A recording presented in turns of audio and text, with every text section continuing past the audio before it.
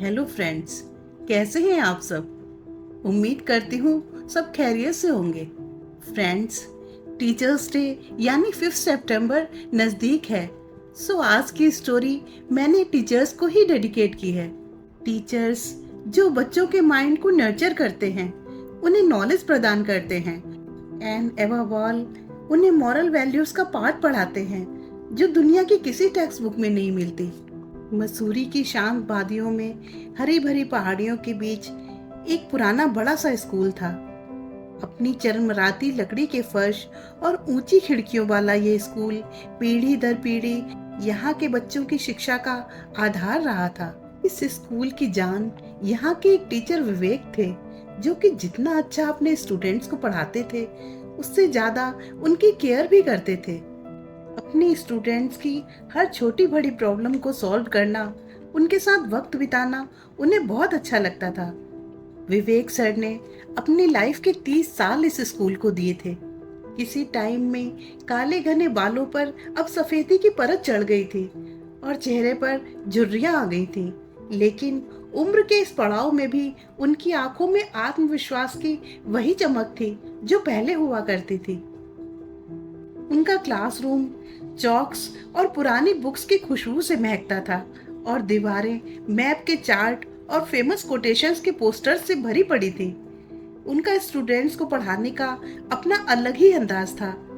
History जैसे subject को वो ऐसे पढ़ाते थे जैसे सब कुछ उनकी आंखों के सामने प्रेजेंट में ही लाइव हो रहा हो।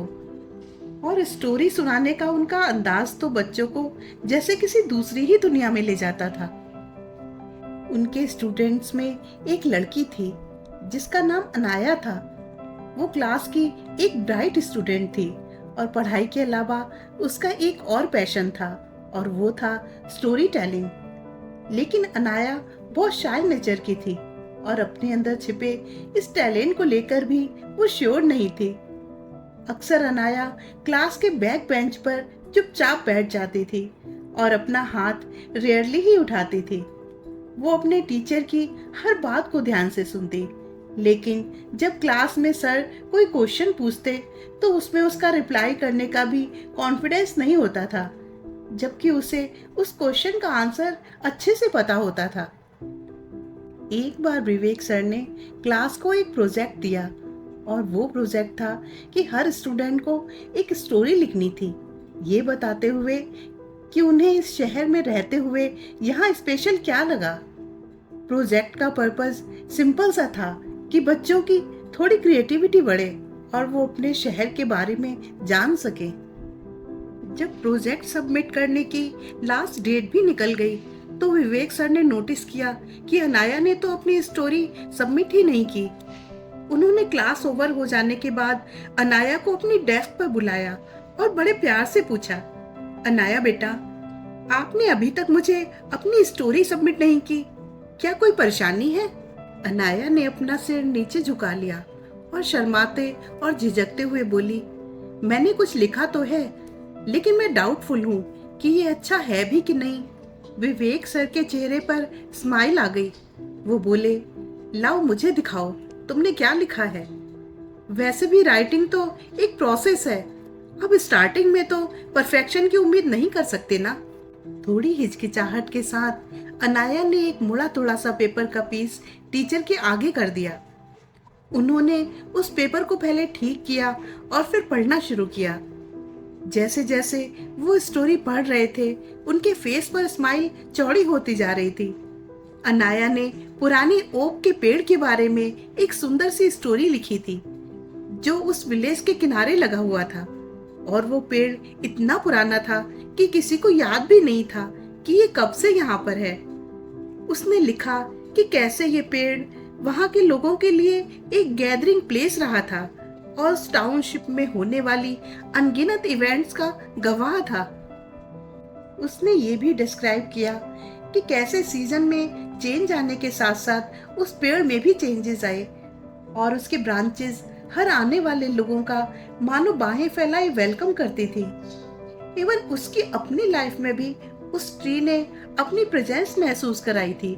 जब विवेक सर ने पढ़ना बंद किया तो उनकी आंखों से खुशी के आंसू छलक आए उन्होंने अनाया की तारीफ करते हुए बोला, बहुत सुंदर अनाया, तुम्हारे अंदर स्टोरी टेलिंग का अद्भुत टैलेंट है। तुम्हें ऐसा क्यों लगा कि तुम्हारी स्टोरी अच्छी नहीं है? अनाया ने अभी भी अपनी आंखें नीचे की हुई थी।